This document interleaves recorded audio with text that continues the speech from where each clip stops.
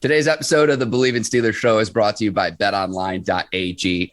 Steelers training camp is here this week, which means the preseason is right around the corner. And if you want to get in on the preseason NFL action, just a few weeks away, betonline.ag is the place to do it. Again, as always, 365, 7 days a week, 24/7. Any kind of sports betting you want to talk about, make sure y'all go to betonline.ag. Head to BetOnline today using your mobile device to join today and make your first sports bet. Just use our promo code Bleav50. That's BLEAV 50 to receive your 50% welcome bonus on your first deposit. BetOnline, where the game starts. All right, cue the music. It's time to start the show.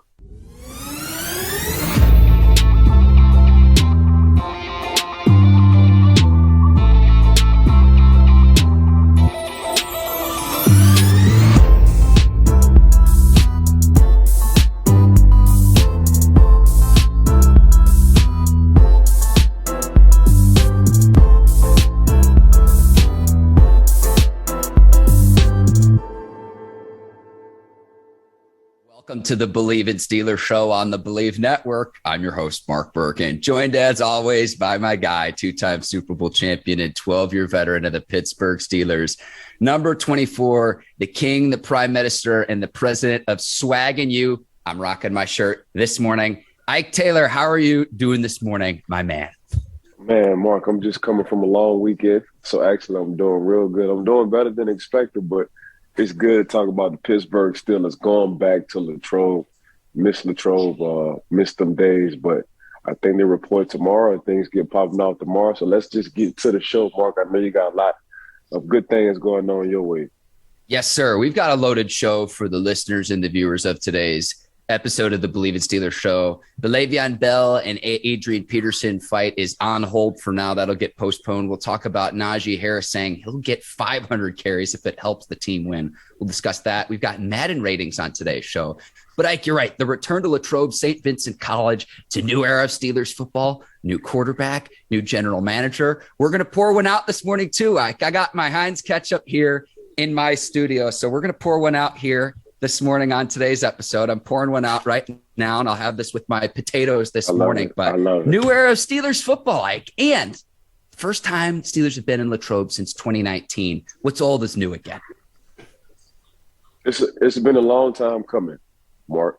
Just when you say Latrobe, PA, you think about all the good memories, all the two-a-days, all the oh man, this is my opportunity, or I think I got this chance to start days. You think about this was the foundation of my career days. You think about, man, we had some legendary goal line stances. That's what comes to my mind. It's just, when you think about Latrobe, man, you think about, just winning the Super Bowl. You're thinking about how packed the crowd was. You see the families, not only do they come around from there, but they come around from far. A lot of families, this is their vacation, Latrobe, PA. So you can just only imagine, because I live in Orlando, Florida, so I see people come to see Mickey and Minnie all the time. But just to see, the diehard Steelers fans, and they'd be like, Ike, man, this has been our family vacation for the past 20-some years. And you're like, man, this is crazy. So just to interact with the fans, just to shake hands with them, just to take pictures with them, just to be up close in person with them, just to look at, the front office or the coaching staff, or you can just really get to know each other, because once the football season actually starts and you go back to Pittsburgh, PA, it's on, it's business time. But Latrobe just bring back a lot of good memories. Latrobe bring back one of my fondest memories of me and we doing the toss sweep on the goal line, and it's me and Jerome Bettis. It's me and Jerome Bettis one-on-one.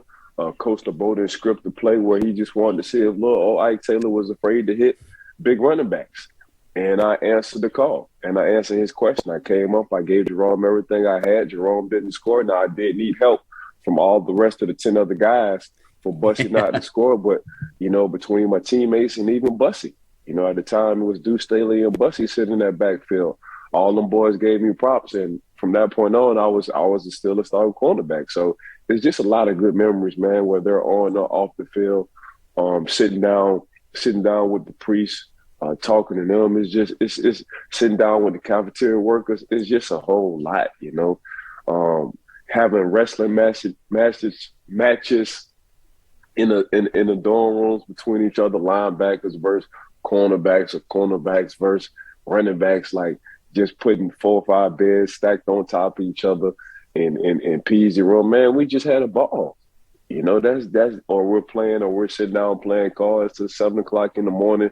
I remember the game FIFA came out, when the soccer game FIFA came out, and Troy put us on the game FIFA. Man, we're having FIFA tournaments. We stand up 7 o'clock in the morning, and we talking about FIFA and football plays before we stretch and get on the field to go hit each other.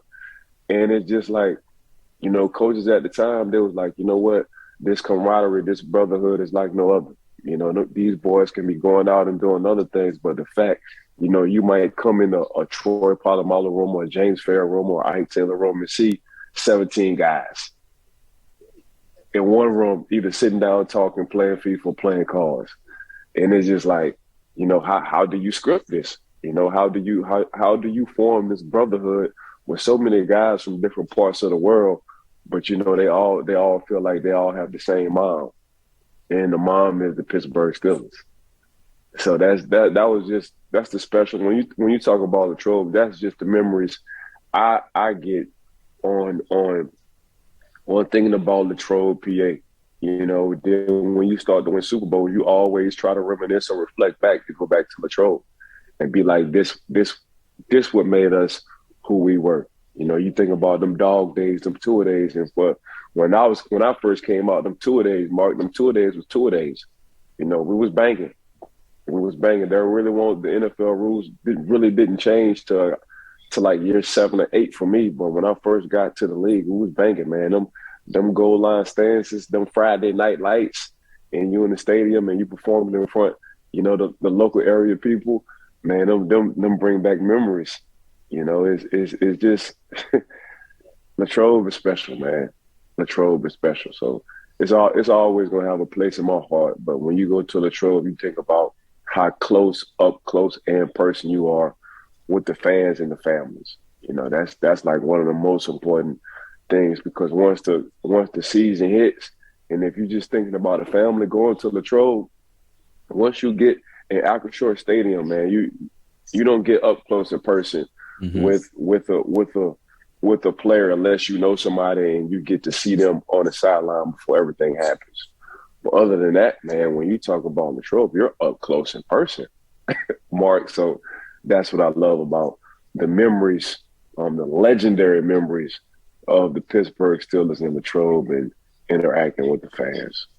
And Ike, I know you mentioned your generation of players. This is something that dates back decades in previous generations. And it's cool to think that it's the same grounds of Steelers legends. And I'm talking along the lines of the Chief, Art Rooney, the original, Chuck Noll, Mean Joe Green, to where a lot of the memories and camaraderie and the bonding that took place existed for generations of Steelers players in the franchise beyond, you know, what they developed in the 70s when they won 4 Super Bowls.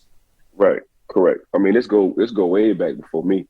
You know, I'm just a part of history, you know, but they brought 4 Lombardis to the city of Pittsburgh. I come in for my 12 years and I'm able to contribute and give too, you know. So just seeing the legends and back in the day where we're at, you know, they had cornfields. So I didn't get to see the cornfields at the time. You know, there are fields with cornfields now. When I got to Pittsburgh, they was crossing over. They didn't put in a turf field. They didn't put in 2 more other fields. You know, they didn't put in the stadium. They didn't put in new dormitories. Like, I got the good life, you know. So, but all that hard work from the 70s, 80s, 90s Steelers, you know, they were able to give us, you know, a better life, so to say. It's just like a dad trying to give his kid, you know, a better way out. And that's what the 70s, the 80s, and the 90s Steelers did to the 2000s Steelers. They gave us a better life, a better way. So shout out to the old greats as well, too.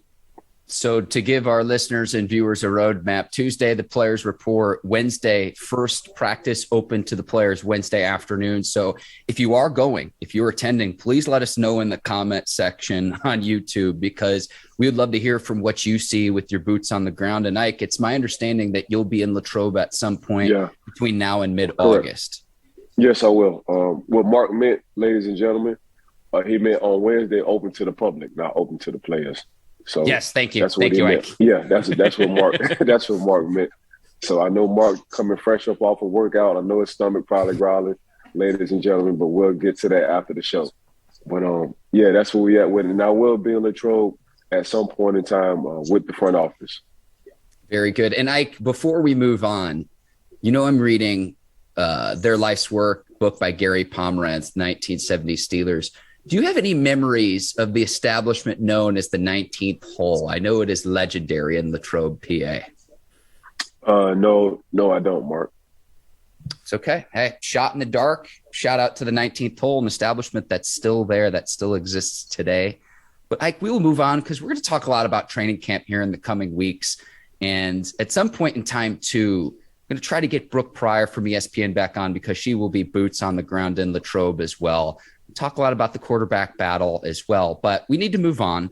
Madden ratings have started to come out. New Madden video game is coming out, and I have a lot of gripes with the ratings. I was very excited to talk to you about this because I was fired up last week when this came out. I want to start from the Steelers standpoint, and I'll go bigger picture. I want to say this right now. The fact that TJ Watt is a 96 overall and is not a 99 overall is an absolute joke. I know that this is not a hot take or anything, but we're talking about a player who tied Michael Strahan's single-season sack record and led the NFL in tackles for a loss last season, despite the fact that he played in 15 games, meaning he missed 2. In 3 of the games in which Watt played fewer than 50% of the team's defensive snaps. There was another game where he only played 55% of the team's defensive snaps. If he's not a 99 overall, I don't know who is. I have no problems putting Myles Garrett as a 99 overall. But the fact that the reigning NFL Defensive Player of the Year is not a 99 overall, Madden, what are we doing? What are we doing? Yeah, so you really can't look too much into the Madden rating. But, Mark, I don't know what Madden is looking at, but when they say 99 and you have an Aaron Donald, and I think Aaron Donald should always be a 99. Yep. And the reason why I think Aaron Donald should be a 99 is because when you look at highlights and you look at game time decisions and clutch plays, either Aaron Donald is making a play or they will have 3 guys who always have an eye on Aaron Donald and trying to stop Aaron Donald. So, yes, but when you look at a TJ Watt and you look at how clutch he is, every time Pittsburgh needed a play, he gave Pittsburgh a play. Every time Pittsburgh needed a turnover, he gave Pittsburgh a turnover. And he wound up missing a couple of games and still tying for the Michael Strahan sack record says a lot about TJ Watt. Here's why I don't think they gave TJ Watt a 99. It's because they feel like he can rush every play if he's on the field. They don't feel like he can drop. They don't feel like he'll put himself in coverage. So they looking at it like, you know what, if a guy's playing 60 snaps and he's rushing the quarterback, let's say 55 snaps, he should get to the quarterback at some point in time. They looking at it, if you put Aaron Donald, if you put a Myles Garrett, if you put any other guy who just have opportunities to rush the quarterback damn near every time, then you should get to the quarterback every time. If you let a Von Miller rush 60 times, and we saw what Von Miller was doing, then they look at it like that. But I just think the reason why they didn't give him a 99 because they always felt like, you know what, this is what he does. He does this very well. He gets to the quarterback if you let him. It's just out of 60 plays, 55 of them plays, if you just let him just be him, it's kind of tough to see other guys play other positions. And yes, I'm not taking anything away from TJ Watt. TJ Watt was the league's defensive MVP, and in my mind, he should have got a 99. But I'm looking at it from a Madden perspective and I'm asking myself why he didn't. So when I'm asking myself why he didn't, I'm answering myself as well. And this is just my personal opinion. This is just one of the reasons why I think they didn't give him a 99. So You know, when you have an outside linebacker who can just blitz damn near every time, you know, pushing 30 sacks should be into play. You know, when you have outside linebackers, especially from that 3-4, like we had outside linebackers, James Harrison wound up being defensive league MVP for 1 year, but hell, he damn near led our defensive interceptions. So that's how you gotta look at it. We had Lamar on the other end, opposite of James Harrison, and if he didn't get hurt for the amount of games in his career, you know, telling he probably would have been defensive league MVP as well. So when you look at that, when I think Madden is looking at that, when they look at the 3-4 outside linebackers, they're looking at, okay, well, yeah, he does have the sack record, but how many more times where did they let him try to get to the quarterback than other outside linebackers? So, but other than that, man, TJ Watt should have been a 99 mark. That's exactly how I look at it. When you have a league MVP, defensive league MVP, that's saying a lot. And the man wound up missing a couple of games, so he would have shattered, you know, Michael Strahan's sack record. So I'm looking at it like that. And regardless on the interceptions, when it comes down to forced fumbles, nobody does it better than TJ Watt in the NFL. So I'm just giving my perspective on why they didn't give him a 99. Go back and watch our Taylor Talk segment from the Seattle Seahawks game, the strip sack forced fumble where TJ Watt's like triple teamed against the Seattle Seahawks late in that game. He forces the fumble against the Seahawks quarterback, Geno Smith. Just go back and watch that play to show what TJ Watt is capable of when he's legitimately being triple teamed, Ike. Watt is the lowest Madden rating for a Defensive Player of the Year winner in the last 8 seasons for Madden. So it's just like, okay, you know, Madden, you can have this one. But then we move on to Madden ranking Minkah Fitzpatrick outside the top 10 safeties. Now, I know Minka didn't force the turnovers that he did in seasons past. He had 120 tackles because defenses were getting to the second and third level into the secondary because the Steelers' front seven point blank period wasn't very good last season. Steelers are going to shore that up again, and Minka is going to be pretty opportunistic this year, and there's a reason why Pittsburgh just made him the highest paid safety in league history, and he's outside the top 10 safeties overall. This was just another head scratcher where it's like, are the Madden creators, the people doing the Madden ratings, I'm going to accuse them of being Browns and Ravens fans, Ike, because this one didn't make any sense to me either. Yeah, it's tough to have Minka outside the top 3. Let alone the top 10. Right. So regardless of what kind of rating this is, man, we all understand and we all see. On the back end, when it comes down to clutch plays, and the Pittsburgh Steelers, the first person you think about is Minkah Fitzpatrick. When it comes down to the discussion of just talking about top 10 safeties in the NFL, you bring up Minkah Fitzpatrick. When it comes down to now having the highest, you know, checkbook out the safety position, you talk about Minkah Fitzpatrick. So the fact that Minkah Fitzpatrick is not in the top 10, I don't know if they're going free safeties and strong safeties, or they just naming free safeties. It was overall the top 10, because in free safeties, I do believe he's in the top 10 of just free safeties, but safeties overall, he is not in the top 10, which again, and I don't want to undermine any of the players on the list, because they're all very good players, but it's just like, how is Minka not in that same conversation? Other than Justin Simmons, the free safety sitting over there for the Denver Broncos, it's not too many people I would put over Minkah Fitzpatrick at that safety position. And this is just no disrespect to any other safety in the NFL. I'm just going off of what I've seen in Pro Bowls and clutch plays off of Minkah Fitzpatrick. So this is not just being biased because he's a Pittsburgh Steeler. Minkah Fitzpatrick just came to Pittsburgh and he just, took over from the secondary standpoint and just made plays week in and week out. That's just Minka. Minka led, Pittsburgh in 100-something tackles last year at the free safety position.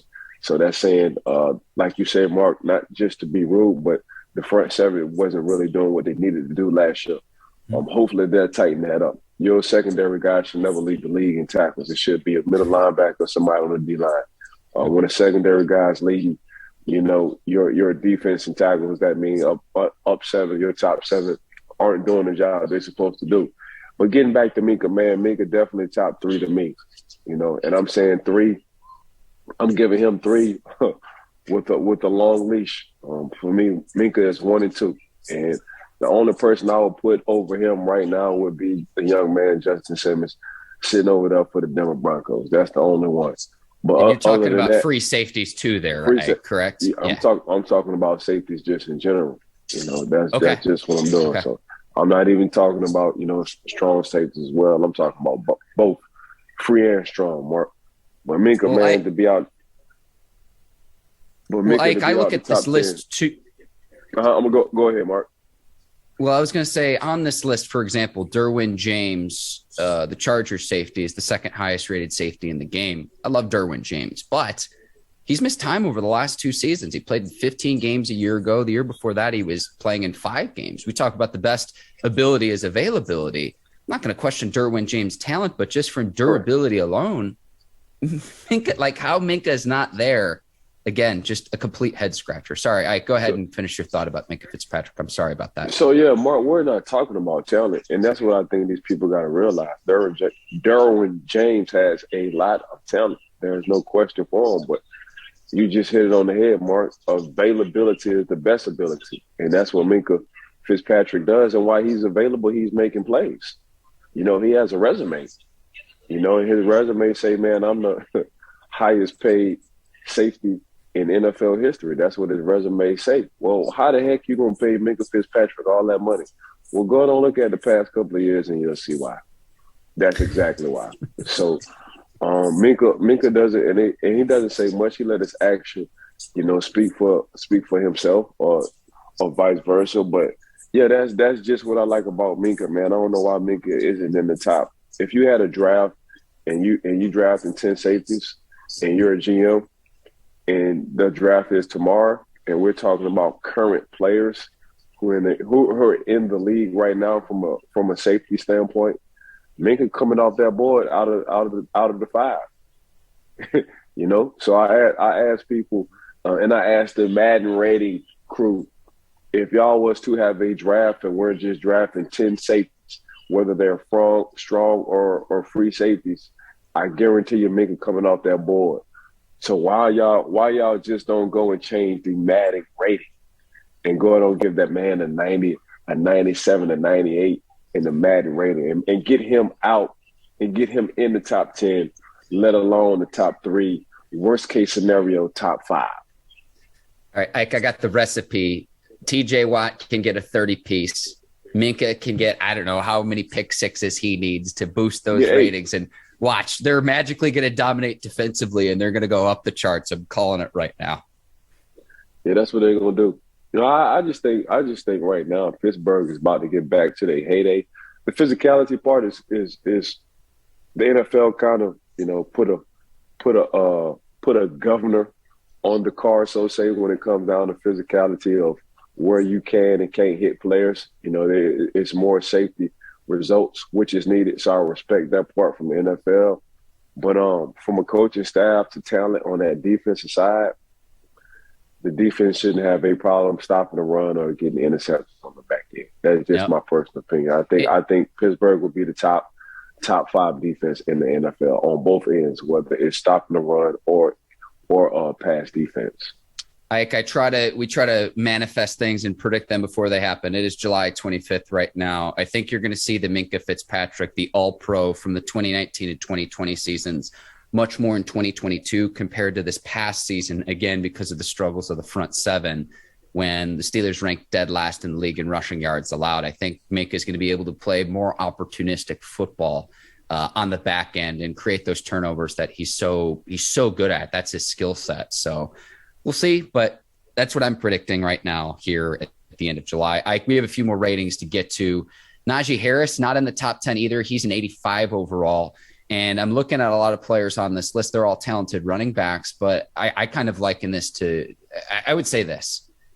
If you flipped Najee Harris with these other running backs and gave them the offensive lines that they have compared to what was a young Steelers line last season where you're starting 2 rookies and a second-year player, what kind of production would you get from Najee, who, by the way, despite the fact that it was a young developing offensive line, Najee still made the Pro Bowl. Now, remember, it was supposed to be Joe Mixon. Najee was the alternate because Joe Mixon played in the Super Bowl with the Bengals. But if Najee can build upon that, and I'm really excited to see what Najee can do with a line that's even better this upcoming season, to have him not in the top 10, again, questionable as well with these Madden ratings. Yeah, I don't have an issue with him being 85. He's a rookie, and he proved himself last year. I think 85 is perfect for a rookie running back coming in. The guys they have in front of him are not bad at all. I've seen the list when it comes down to that. So I think Najee is exactly where he needs to be, at 85 when it comes down to the Madden, which is high. Because if you think about it, you got a lot of guys who've been in the league who actually start who don't have an 85 rating. So for Najee, especially at that running back position, especially his rookie year, the things he did for the Pittsburgh Steelers and himself and just building his resume, I think 85 is perfect. Yeah, we'll see. I would expect him to shoot up those ratings too. Derrick Henry, the top running back there. Nick Chubb out of Cleveland. CMC, Christian McCaffrey, only 10 games in the last 2 seasons if he can stay healthy. Jonathan Taylor and Dalvin Cook round out the top 5 at the running back position. My biggest beef with these ratings, as mad and frustrated as I was about the TJ Watt ratings, Jamar Chase not in the top 10 for receivers is an absolute joke, because if we were drafting receivers right now for the upcoming season alone, Jamar Chase is definitely going top 5. And to have him, like, again, I don't want to throw these other players under the bus, Ike, but to not have him in the top 10 for receivers, I'm sorry. If you're picking straight out, say I could pick a receiver for the upcoming season, Jamar Chase is in the top 10, if not top 5, if not top 3. This was the biggest head scratcher to me. And this is coming from, us doing a Steelers show. How Jamar Chase isn't a top 10 receiver makes absolutely no sense to me. Okay, so if you just take Jamar Chase, and if you just ask guys out in the NFL who had a good season, just any position, any player on the offensive side, they're gonna say Jamar Chase. So if Jamar Chase is not in the top 10 and it comes down to wide receivers, but arguably if you just take quarterbacks out, which you can't, but you take quarterbacks out and you go for who's the next best player in the league, and they're gonna say Jamar Chase. Because Jamar Chase had an MVP type season. Jamar Chase got votes for MVP when it came down to the MVP of the NFL. Jamar Chase just took over as a rookie. Jamar Chase had multiple 100+, 150+ wide receiver games, a few 200 games. That was Jamar Chase. Jamar Chase arguably could have won the game by himself in the Super Bowl if they had a little bit of time left on that clock. Jamar Chase was the reason why a lot of people watch the Cincinnati Bengals, other than Joe Burrow. Jamar Chase took Joe Burrow to a whole nother level when it came down to passing. That's exactly what Jamar Chase did. So how do you have a Jamar Chase who got MVP votes out the top 10? That don't make any sense at all. We're not talking about just wide receivers. We're talking about who was electrifying, who did people want to see, what did top defenses think, say, and react, and who was the guy they had to know. They had to know where Jamar Chase was at all times. So how on Madden do you not know where Jamar Chase is on the field? So if I'm gonna throw a rule out, because we just got done talking about Naji Harris, and I thought Najee, from a rookie standpoint, 85 was perfect.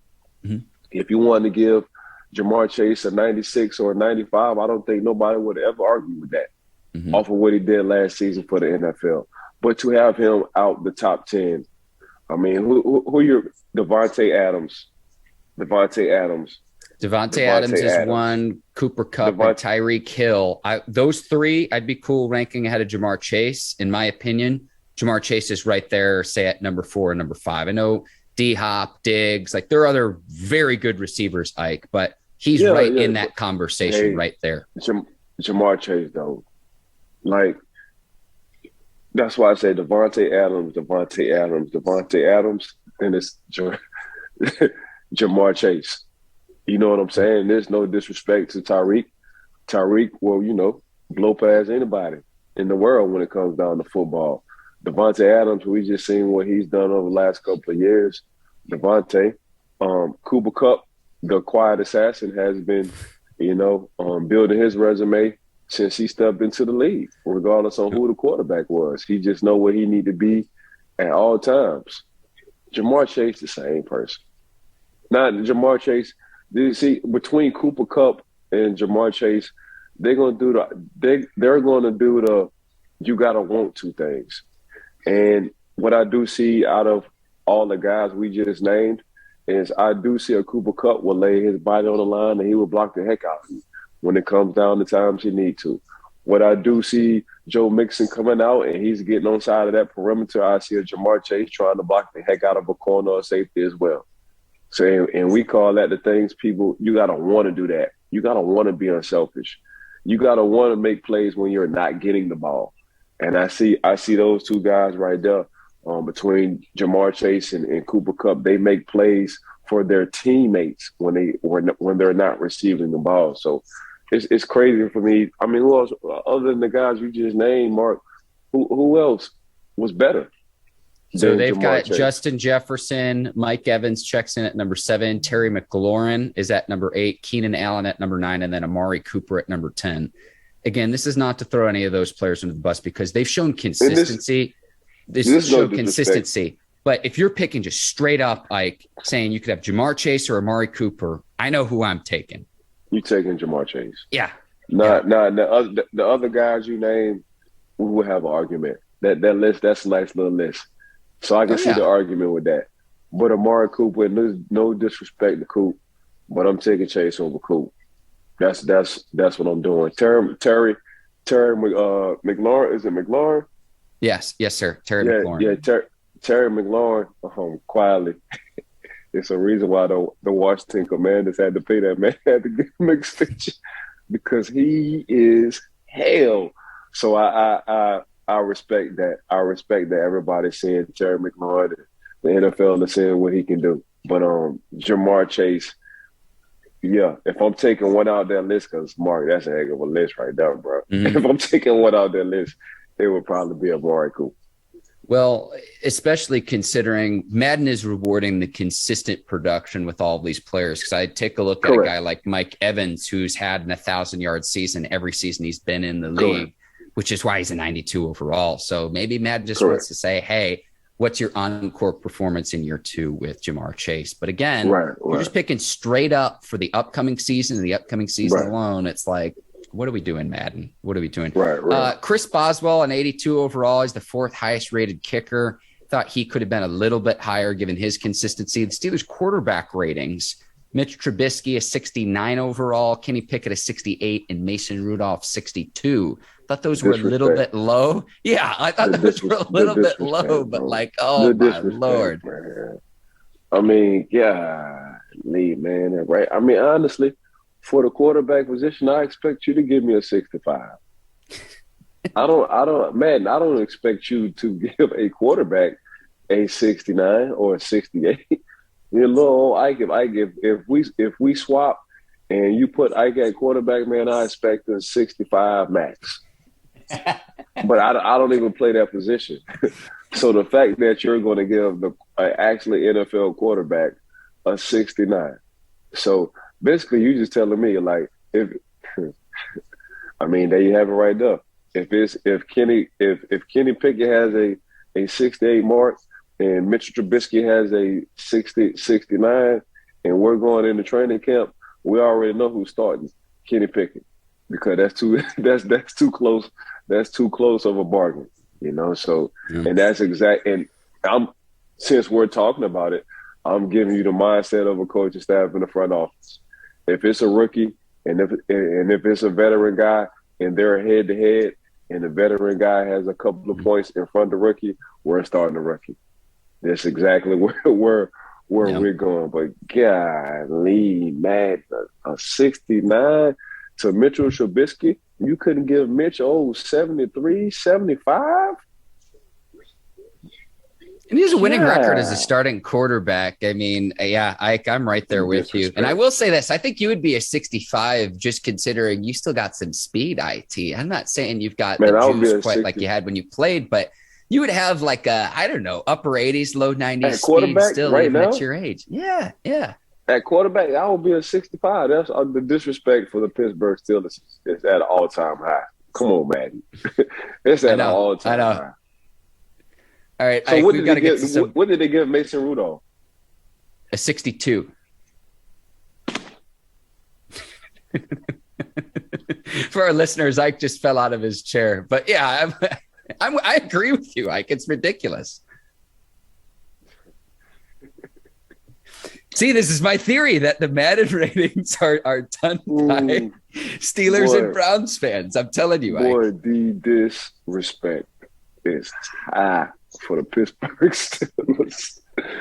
All right, bro, let's move on. My bad, bro. Naji Harris goes on, I believe it's the Rich Eisen show last week, says that he'll go for 400 or 500 touches if he needs to. This kind of goes back to been banging the drum where it's like, I don't want him to have that many touches. The record, 492 touches in a single season. James Wilder, 1984 with Tampa Bay. Larry Johnson is second, 457 with the Chiefs in 2006. But I like his mentality, say he'll do anything to help the team win. But this goes back to what I've been saying. Who's the Robin to Najee's Batman? Yeah, hopefully they'll find a Robin to Najee. I do not want him anywhere close to 270. That's 2 seasons. You talking about 400-500 carries, man. That's 2 NFL seasons in one. Yeah. So, no, I don't even want to put them kind of miles on them tires, let alone that engine. You know, so I want him to be able to play as long as he can. You know, you talking about two 400 carry seasons, man. That's 800 carries, man. That's 4 seasons in 2 years. Najee ain't gonna last long. Now, for the sake of the team, I get it, but now Najee got to start thinking for the sake of my body and my career. That's what he got to start thinking. Yep. He got to start thinking like a businessman. You know, he got to start thinking like the Kyler Murrays, like the Tyreek Hills. He got to start thinking about his body and his money. That's what he got to start thinking about. Because for the sake of the team, will give you no money and there's no feelings when it comes down to the business side of the NFL. Thank you. Have a nice life. That's exactly how the NFL thinks, because they always feel like they can replace you because it's just a young man's sport, football. But for Najee, I like the mindset. I like the thinking. You know, give me the ball, man. I'm gonna carry this team. But nah, Najee, I do not, from a player's perspective, to another player. Nope. Take care of your body. Get the yards you can get with less carries, and play as long as you can and get as many bags as you can. But the 400 to 500 piece, nope. That's what we're not going to do. Because right now I'm talking as his agent. That's what we're not going to do. Mm-hmm. 381 carries last season, led the league, became the first rookie in league history with 300 plus carries and 70 plus receptions. So he's a workhorse. I've always complimented his blocking ability out of the backfield too, but the 2 position groups, and I'll say this too, and we'll move on till the end of the show, but the 2 position groups where the Steelers could really least afford to have a significant injury, running back with Najee, and then the 2 outside linebackers, and I'm talking TJ Watt, Alex Highsmith, because there's just not the depth if any of those guys go down to where it could be very, very troublesome for the Steelers this upcoming season.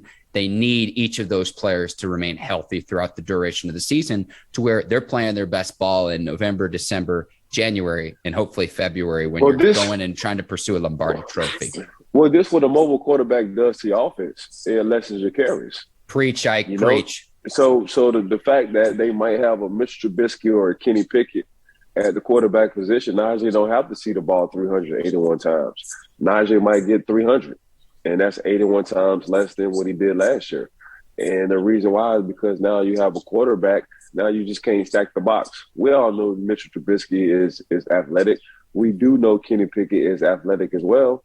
So what's that's going to do, man? That's going to open the playbook from an offensive coordinator standpoint. That's going to give running backs, some time to hit the holes, and you just can't have 9 or 10 in the box, so say, and just play man coverage all day. It's going to give everybody. It's going to open a little bit of everything for everybody on that side of the ball now because the quarterback is mobile, So, yeah, I expect Najee, really his carries to go down in half, to be honest with you. And the reason why, and for him to be even more successful, yards per carry.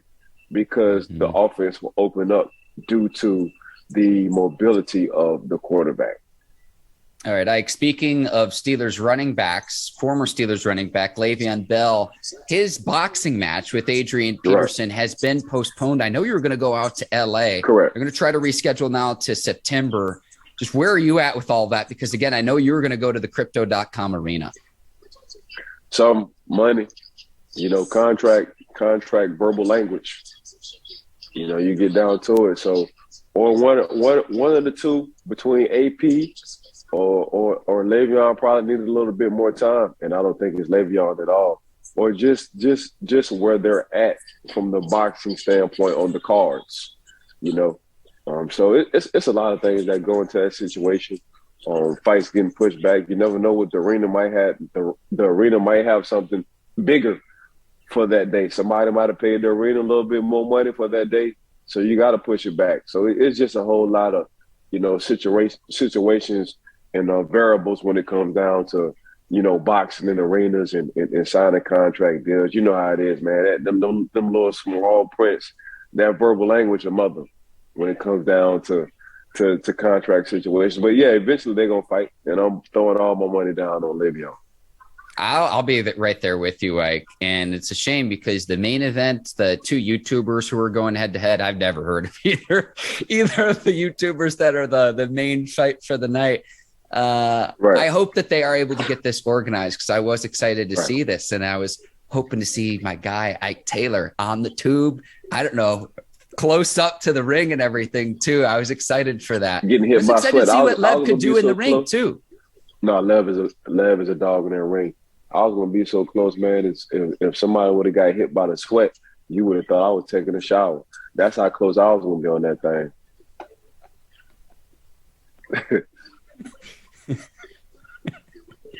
I have no idea how to transition here.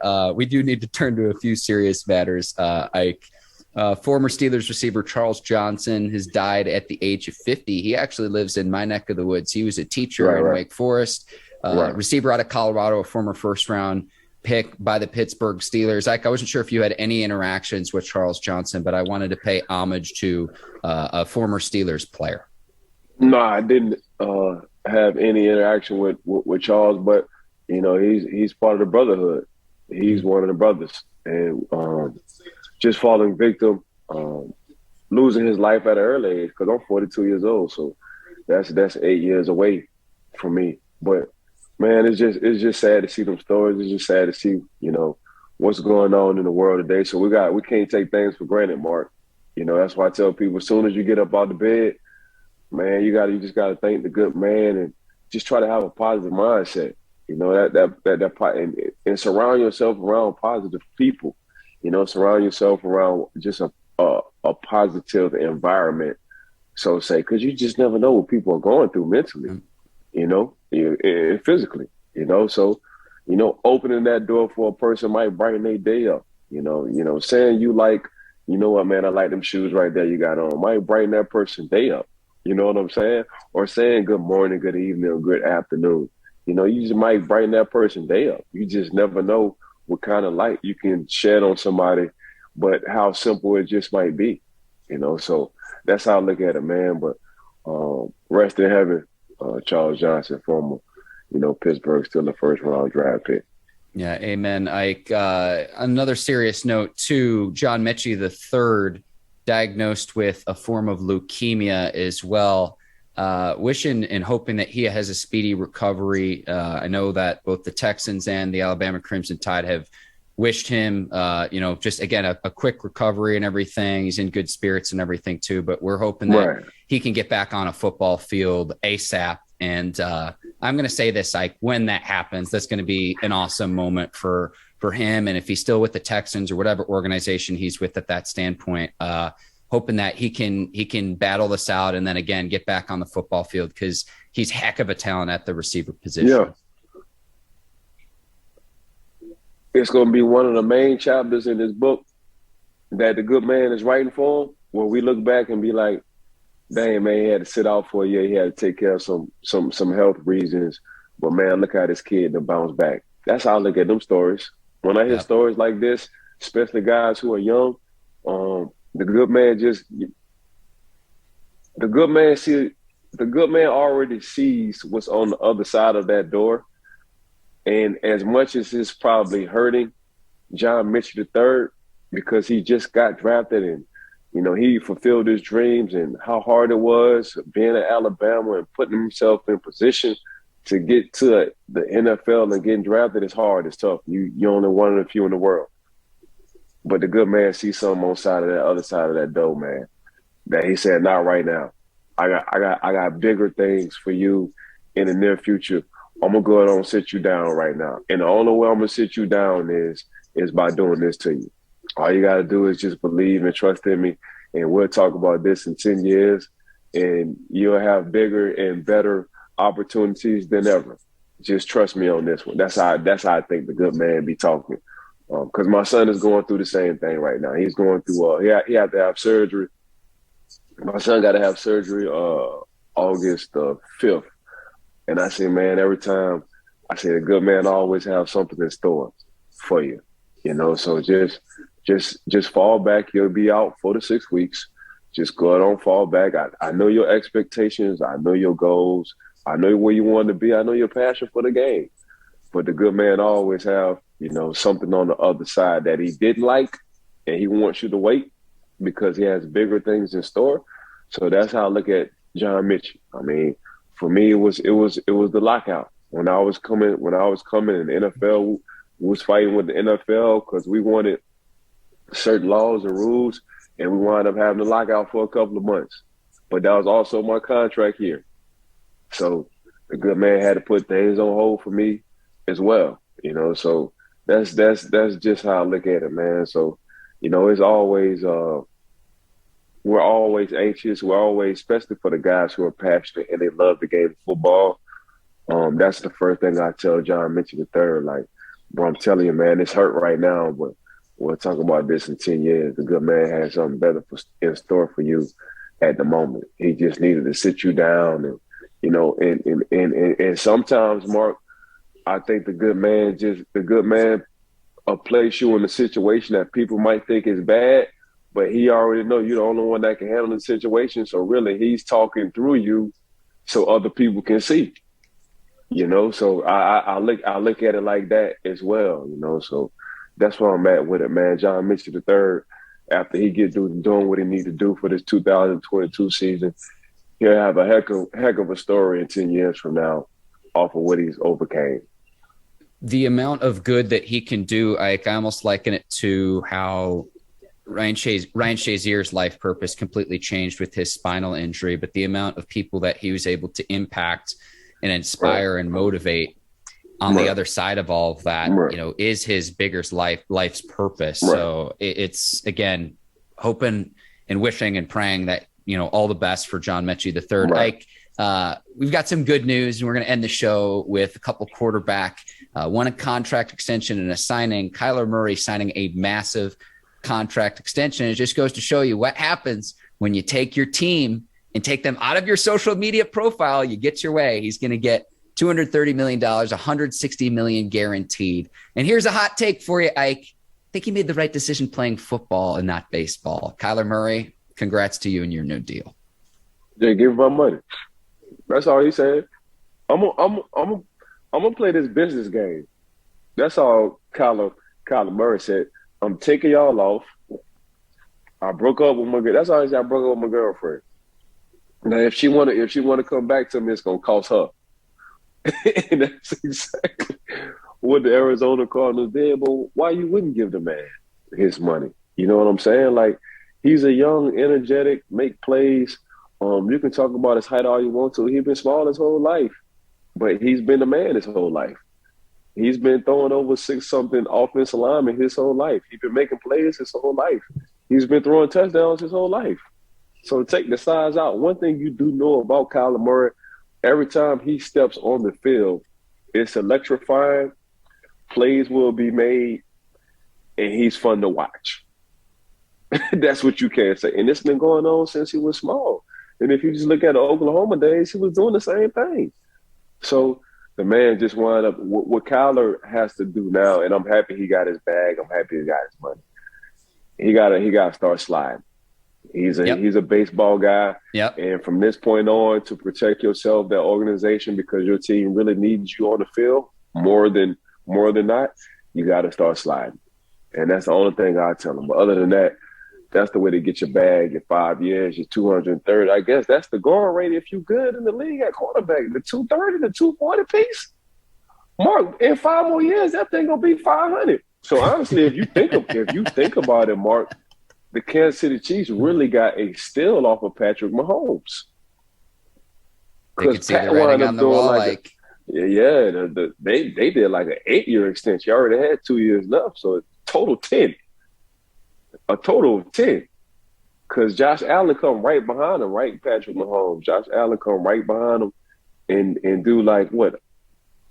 A big deal for less years as well. And Josh Allen, he's getting 43 on average per year through 2028, Ike. Hey, Ravens. Me and Mark talked about you're in my brain, Ike. You stole my line. Come on. Hey, Ravens. We told y'all could have got Lamar for the dang 35 if y'all would have did it early. But now y'all got to give him 50. The Baltimore Ravens got to give Lamar Jackson 50. You got to. He has a better record. He's the most valuable. And the league's former MVP. You got to get a man a 50. If you don't give him a 50, somebody going to give him 50 a year. And what I mean by 50 is 50 a year. Because what? Kyler Murray's looking at 46.1 a year average on his contract. Oh, yeah, you got to give Lamar the 50 piece. That's the going rate now. Yep. Ike, I mean, you're preaching here. But you're in my brain because it's like Lamar Jackson's got to be looking at this deal. And it's like, okay, where's mine? As he enters the final year of his rookie deal. Josh Rosen to the Browns, getting more quarterback depth, maybe not as much love for Jacoby Brissett. We'll see what happens to Deshaun Watson. But Ike, the thing I'm most curious about when Josh Rosen was the UCLA quarterback many moons ago, he had that hot tub in his dorm room. Is he bringing the hot tub to Cleveland or not? That's what I got my eyes on. But the Browns getting rid of Baker Mayfield, and now they need a quarterback, and they had a divorce with Baker Mayfield. Give me the popcorn. I want to watch just all the drama unfold. And again, we'll see what happens with Deshaun Watson, not to underscore those allegations and the seriousness of those. But I saw this, and it was just like, wait a second. You already had a quarterback with Baker, and you ran him out of town. Good luck to you, Cleveland Browns. I mean, Cleveland got a Netflix series going on, and they ain't even in the Netflix. Like it's a lot of episodes going on with Cleveland, man. That like if you want to put a NFL football team on Netflix, it would probably be Cleveland because of all the bad decisions they've been making over the last couple of years. I'm sorry, for a long time when it comes down to that front office position. Yep. But yeah, I guess so, Mark, man. But that's how I look at Cleveland. Like, all right, Netflix it is. They were on Hard Knocks a few years ago, Ike. I would love to see them on Hard Knocks again, but I know. We'll see. I know. Ike, you're the absolute. I want to see a good team. We'll see. Ike, you're the absolute best. I hope you have a great upcoming week. Hopefully, Ivan has a speedy recovery as well. Appreciate it. I want to thank you, the folks over at the Bleav Network, our producers at Brinks TV, led by John Brinkus, Courtney Vargas, Herbert Diaz, Lucy Oden, and producer Yancey. Today's episode of the Bleav Steelers Show brought to you by betonline.ag. I'm not trying to wish my summer away, but I am so excited for the upcoming football season, and we are just weeks away. I'm going to go ahead, turn things over to you, Ike, before signing off here, but another awesome episode of the Bleav Steelers Show. Yeah, huge shout out to Mark Bergin. Want to thank, Bleav Network for giving us the opportunity. BetOnline.ag, Brinks TV. We got to thank the Dream Team, Miss Courtney and her crew. So I call everybody the Dream Team who's working behind the scenes and getting everything set up for Mark and I to do what we can do. And that's just talk football, be insightful, and have some kind of personality. So thank the Dream Team who's behind the scenes, getting everything occupied and set up for Mark and I. So, and make sure y'all give us, for the viewers and everybody who'll be tuning into our shows, make sure y'all give us that 5-piece. That's a 5-star ratings. Want to appreciate everybody for tuning in and listening to Mark and I for the past couple of years. Make sure you tell a friend and tell a friend and tell a friend and tell a friend what we're doing over here for the Bleav Network, and that's good things. 100%, Ike. One final thought. We're almost up to 2,000 subscribers on YouTube. We got to get to that 2-piece. I want to grow it to 10 by season's end. So help us out. Sir. Tap that subscribe button as well. For Ike Taylor, I'm Mark Bergin. Thank you for watching the Bleav in Steelers show. We will see you next week. Until then, take care and so long, everybody. Peace.